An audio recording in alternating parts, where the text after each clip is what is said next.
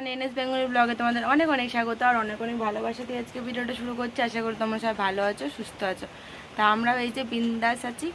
সকালবেলা ঘুম থেকে উঠেই দেখি বৃষ্টি বৃষ্টি আর বৃষ্টি, কী আর করা যাবে। বৃষ্টি তো কটা দিন ধরে একভাবে হয়েই চলেছে, কমার নাম নেই। তো যাই হোক, সকালবেলা ঘুম থেকে উঠে বাসি কাজকর্ম বলতে বাইরে উঠুন তো ঝাঁট দিতে পারি না, কারণ যা শ্যাওলা পড়েছে, বিশাল শ্যাওলা পড়েছে। দেখালাম তো সকালবেলা জলও জমেছে। তো এখন রান্না করব, এক তরকারি ভাত করব। ভাবছি কাঁঠালের বীজ ভাজবো কিনা, দেখি শুকিয়েছে নাকি দেখতে হবে। তো যাই হোক, যদি শুকিয়ে থাকে তাহলে কাঁঠালের বীজ কুচি কুচি করে ভাজবো। আর এদিকে বসিয়ে দিয়েছি হলো এই যে ভাত,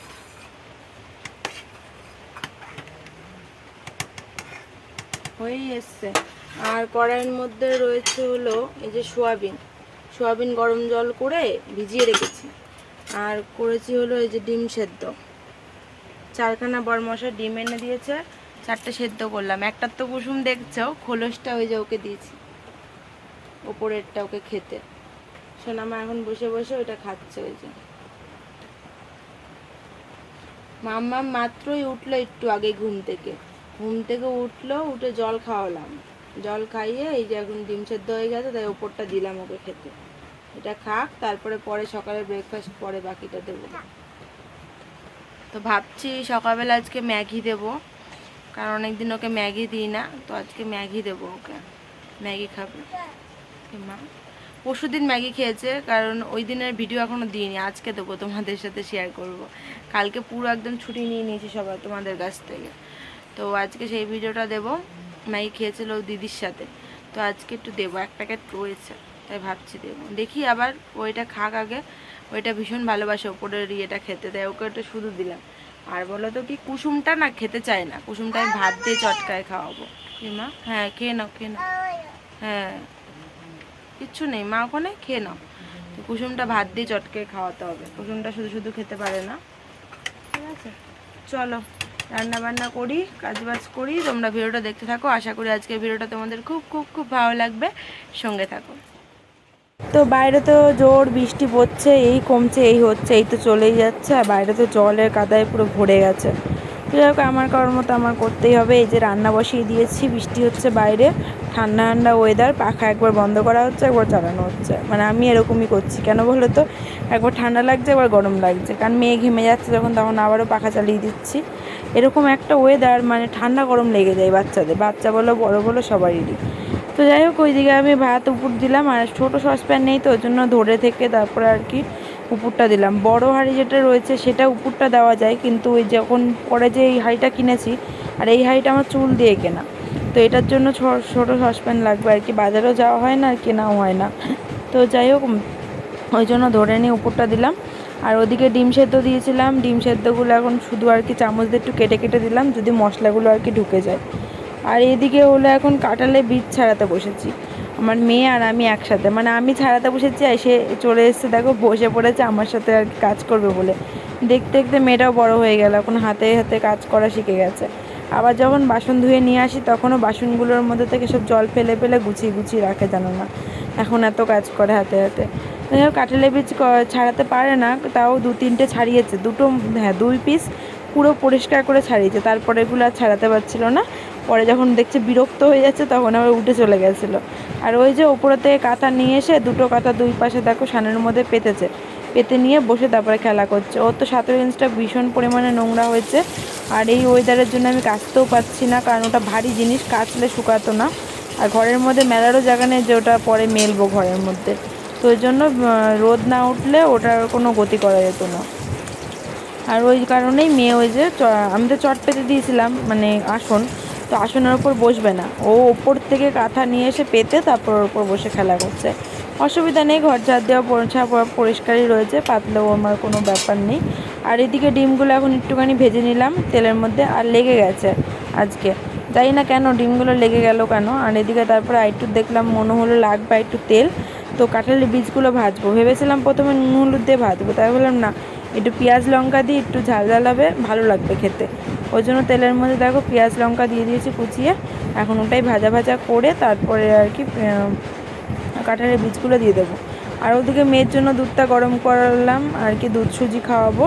সুজি হয়ে গেছে, সুজি ঠান্ডা করতে দিয়েছি। আর এদিকে দুধটা গরম করলাম, তো খাওয়াবো বাদাম গুঁড়ো দিয়ে মিক্স করে সেটা খাওয়াবো। আর এদিকে হলো বাদাম বলছি, এদিকে কাঁঠালের বীজগুলো দিয়ে দিলাম আর পরিমাণ মতো নুন হলুদ দিয়ে এখন নাড়াচাড়া করে ভালো করে ঢেকে ঢেকে ভাজবো, কারণ কাঁঠালের বীজ নাহলে ভাজা হবে না, ওই কারণের জন্যই কম আছে ঢেকে ঢেকে ভাজবো। আর এই যে বড় হাঁড়িটার জন্য আজ ভাত বসাইনি একটাই কারণ, কালকে কিছুটা ভাত ছিল আর কি, তো ওই কারণেই যে হাঁড়িটা একটা ছিল সেটা বসিয়েছিলাম, আর এই হাঁড়ির থেকে ভাত নিয়ে ওর মধ্যে দিয়ে একবারে নামিয়ে নিয়েছি। কেন বলো তো, রাতের ভাত তো শক্ত শক্তই ছিল, মিক্স করে নামিয়ে নিয়েছি, আবার সকালে দুপুরে খাওয়া হয়ে যাবে, আবার রাতের চিন্তা রাতে। আর এদিকে নিজের জন্য চা করে নিয়েছি, ওদিকে মেয়ের জন্য দুধটাও গরম করেছি, আবার তারপরে বাকি অল্প একটু দুধ ছিল, তো কিছুটা দুধ ওটার মধ্যেই আর কি আমি একটু চা করে নিলাম। তো এই যে মেয়েকে সুজিটা এখন খাইয়ে দিচ্ছে, আমার চাটা ততক্ষণে ঠান্ডা হয়ে যাবে। আর ওদিকে কাঁঠালের বীজ ঢেকে ধুয়েছি, মেয়েকে খাওয়াতে খাওয়াতে ওদিকে কিন্তু আমি কড়াইয়ে নাড়াতেও যাচ্ছি আর কি, নাহলে তো লেগে যাবে আবার, ওই কারণে। আর এদিকে মেয়েকে দুধ সুজিটা খাইয়ে আমি একটু চাটা খেয়ে নেবো। সকালবেলা চাটা না খেলেই হয়, কিন্তু ভালো লাগে না, জানো তো, মনটা ভালো লাগে না, যে কী খাইনি এমন লাগে, কিন্তু সব সময় তো আর পেরে উঠি না, যখন হয় তখন খাই। যে মেয়ের ওই কুসুমটা রেখে দিয়েছি, ডিমের ওপরটা খেলো, কুসুমটা পরে ভাত দিয়ে খাওয়াবো। আর এদিকে রয়েছে ভাত,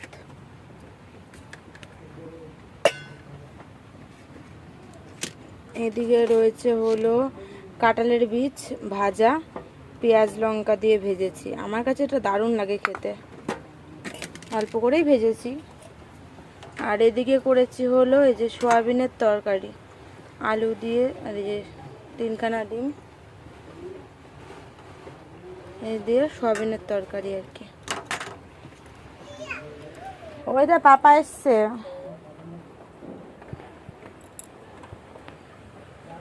বৃষ্টিতে ভেজে নিতে আবার, ভাগ্যে ছাতা নিয়ে গেছিলাম, যখন গেছিলাম তো বৃষ্টি হচ্ছিল না। কাটতে এসছো, যাবা?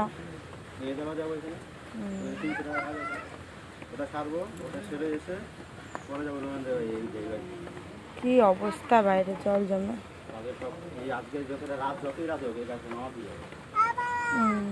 কালকে তো আবার হাট রয়েছে তোমার,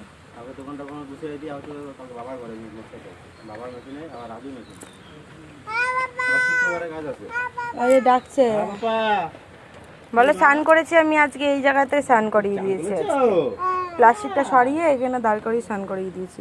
না বাইরে বৃষ্টি পড়ছে তো বাইরে আর বের করিনি, জল বাইরের থেকে কলের থেকে নিয়ে এসে এখানে স্নান করে দিয়েছি, কারণ কালকে স্নান করানো হয়নি, আজ না স্নান করালে অসুবিধা, গা হাত পা ভালো করে মুছিয়ে দিয়েছিলাম।